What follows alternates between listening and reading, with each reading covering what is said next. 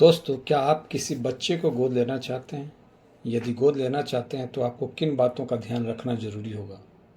गोद लेने के लिए ज़रूरी बातों को हमने अपने पहले वीडियो में कुछ हद तक स्पष्ट किया है, और दत्तक यानी एडॉप्शन के बारे में हमारा यह दूसरा वीडियो है।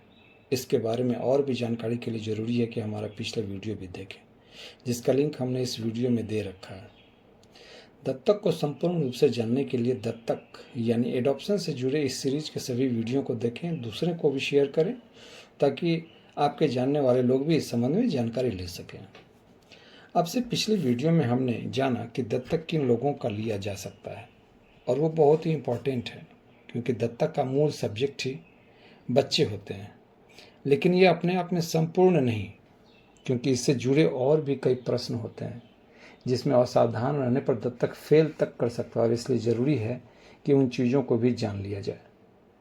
दत्तक से जुड़े और भी प्रश्न, जैसे दत्तक कौन ले सकता है, कौन दे सकता है, तथा हर व्यक्ति क्या दत्तक ले सकता है, इसे हम कुछ उदाहरणों से समझते हैं। जैसे विधवा या विधुर या अविवाहित पुरुष या अविवाहित महिला गोद ले सकता है। दूसरे शब्दों में हम ये कहें कि क्या हिंदू धर्म में कुंवारा बाप और या कुंवारी माँ का कॉन्सेप्ट है? लिटरली नहीं, बट जब हम इसकी व्याख्या करें तो दत्तक के संदर्भ में ऐसा कहा जा सकता है।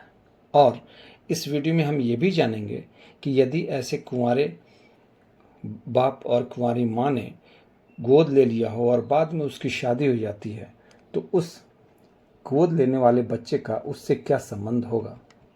इस वीडियो में हम ये भी जानेंगे कि दत्तक को लेने की क्या फॉर्मेलिटी होती है।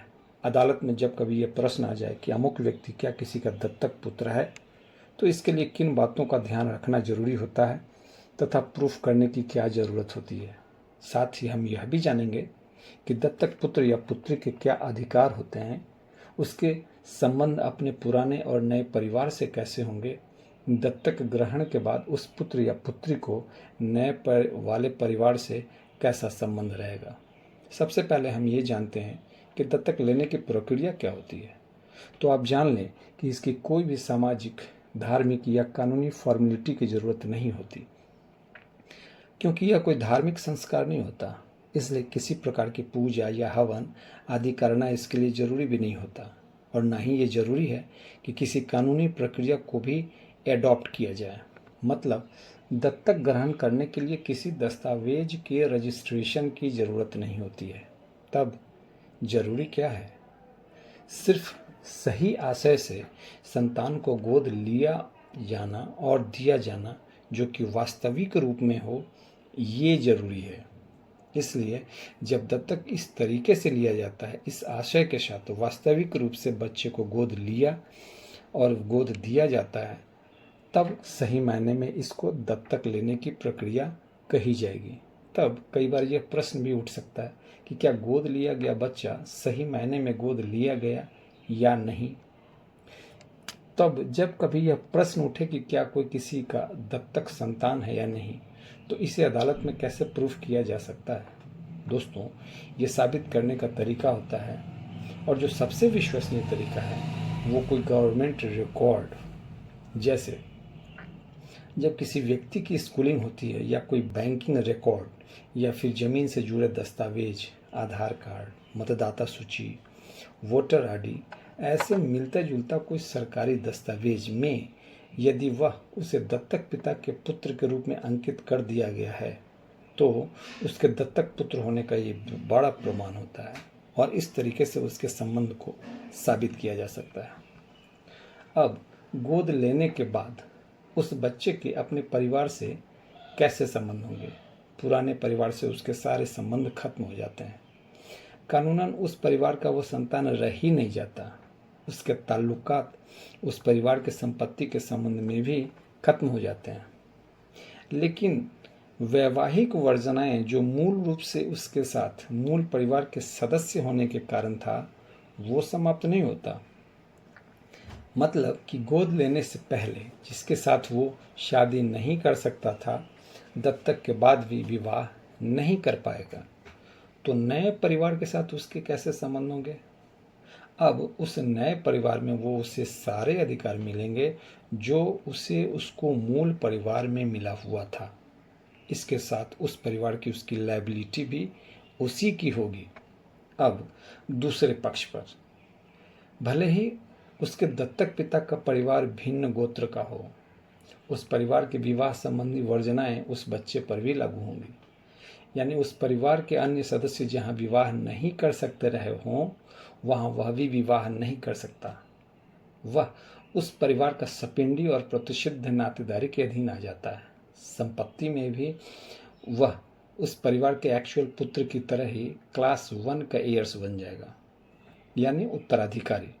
उत्तराधिकारी और विभाजन में शहदायकी और क्लास 1 एयर्स की हैसियत भी रखेगा। इसका कारण ये है कि जिस दिन दत्तक ली जाती है उस दिन से उसका संबंध अपने पूर्व परिवार से एक परिवार के रूप में पूर्ण रूप से समाप्त हो जाता है और दत्तक लेने वाला परिवार उसका वो परिवार बन जाता है मानो उस परिवार में उसने जन्म लिया हो।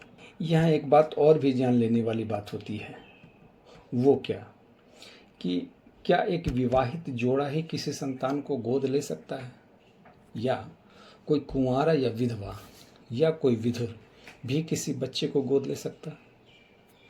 देखिए, इस संबंध में हिंदू विधि में एक स्पेशल व्यवस्था की गई है।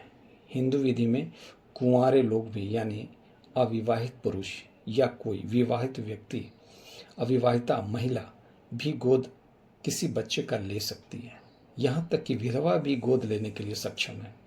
ऐसे में यदि कोई कुंवारा या अविवाहित या विधवा गोद ले लेती है लेकिन बाद में उसकी शादी हो जाती है, तो इंटरेस्टिंग बात यह है दोस्तों कि वो जो पति और पत्नी यानी शादी के बाद जिस रूप में भी